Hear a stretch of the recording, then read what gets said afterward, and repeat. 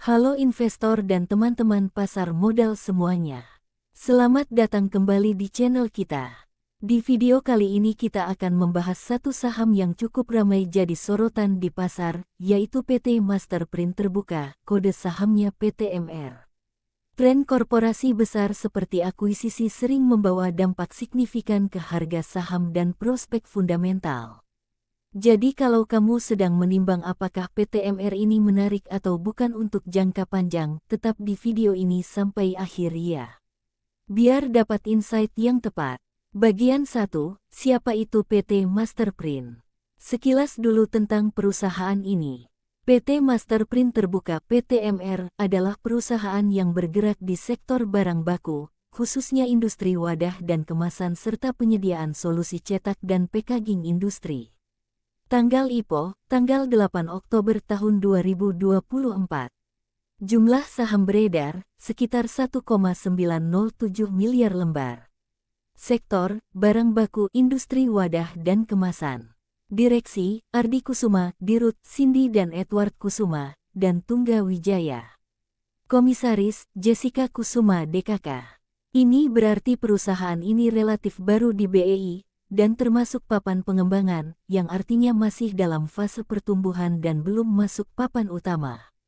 Bagian 2, pergerakan harga dan situasi pasar. Saham PTMR memang sempat jadi pembicaraan ramai di pasar. Beberapa fakta pergerakan harga saham PTMR. Saat berita akuisisi ramai, saham PTMR sempat melonjak hingga lebih dari 100% dalam seminggu. Namun, karena perusahaan berada di papan pengembangan dan aktivitasnya relatif kecil, likuiditas sahamnya juga rendah.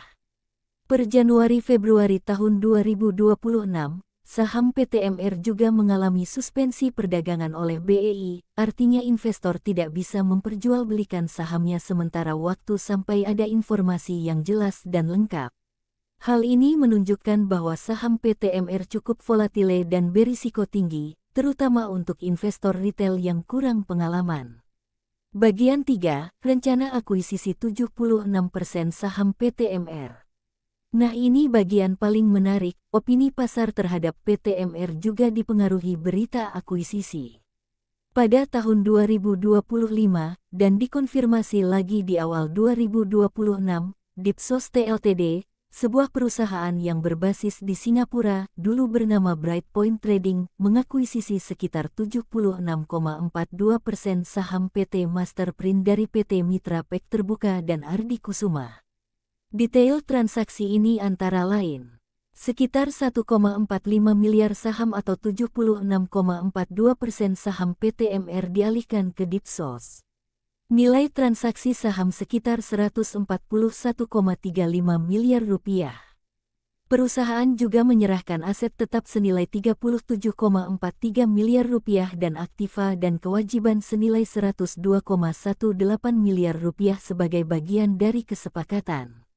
Dipsos sendiri merupakan entitas yang modal dasarnya 80 juta dolar Amerika Serikat dan direksi inti terdiri dari Jiang dan Wu Lei. Setelah akuisisi ini, akan terjadi perubahan pengendali di PTMR karena mayoritas saham sudah berada di tangan Dipsos. Bagian 4, siapa Dipsos? Perusahaan ini tidak asing di pasar komoditas regional. Mereka bergerak di lini perdagangan komoditas mineral seperti biji besi, nikel, kromium, dan mangan, artinya mereka punya akses suplai komoditas primer yang cukup besar. Hal menariknya, Dipsos tidak memiliki saham PTMR sebelumnya, sehingga ini bukan transaksi afiliasi, artinya fair market transaction. Dengan begitu, mereka disebut sebagai calon pengendali baru yang independen.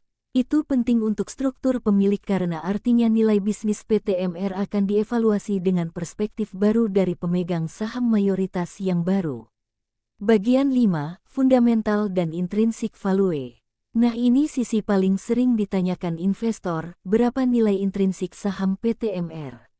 Masalahnya, sampai saat ini PTMR belum melaporkan laporan keuangan publik terupdate secara lengkap, sehingga data fundamental seperti PER (Price Earnings Ratio), PBV (Price to Book Value), ROE dan ROA, Intrinsic Value ala Buffett, laba bersih EPS.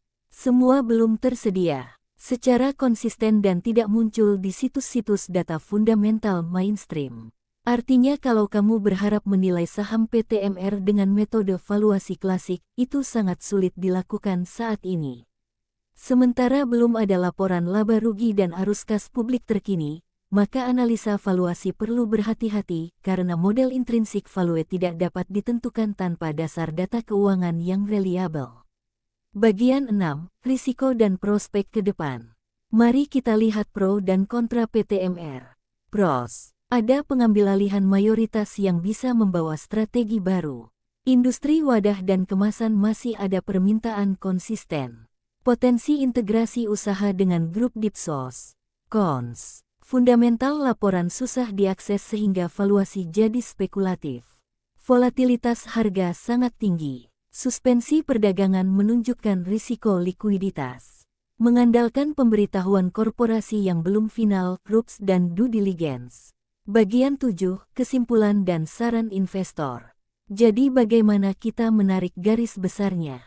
Saham PTMR menarik untuk diamati dari sisi aksi korporasi, tetapi belum lengkap untuk investasi fundamental jangka panjang karena keterbatasan data keuangan, likuiditas rendah, dan risk profil tinggi.